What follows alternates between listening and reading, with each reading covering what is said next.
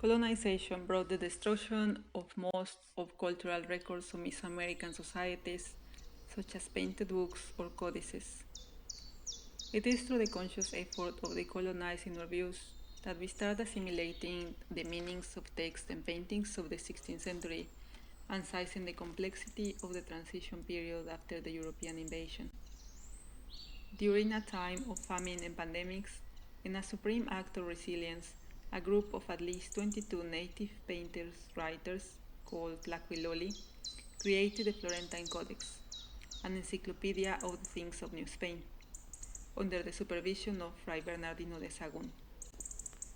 The Florentine Codex, written between 1575 and 1577, is a bilingual text consisting of 12 books in Nahuatl and Spanish, which include 2,486 images.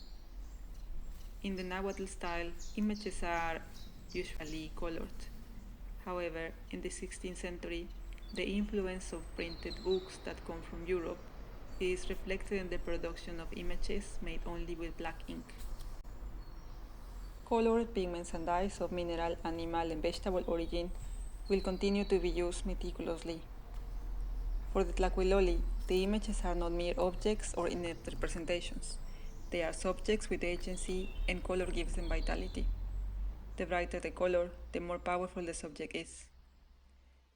In this picture, a defeated Moctezuma is thrown into the dark waters of the underworld, while in the upper part are the victors, brightly drenched in sunlight.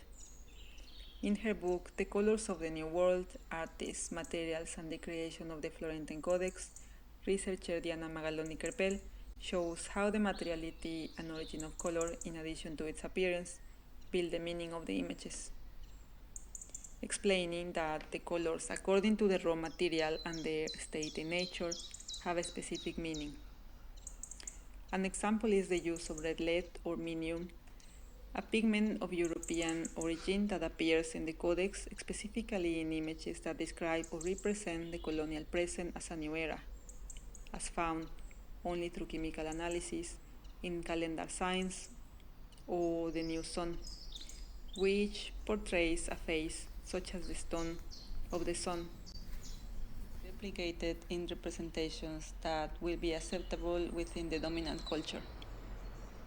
Finally, one of my favorite examples is this scene where the author observes how the two pictorial styles, European and Nahuatl, mastered by the painters, coexist in a single image.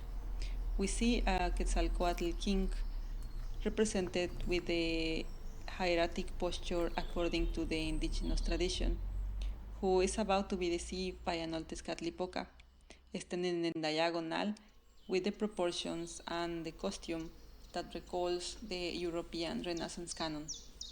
This image undoubtedly portrays the meeting of two worlds being already assimilated by the Tlacuiloli through the myth.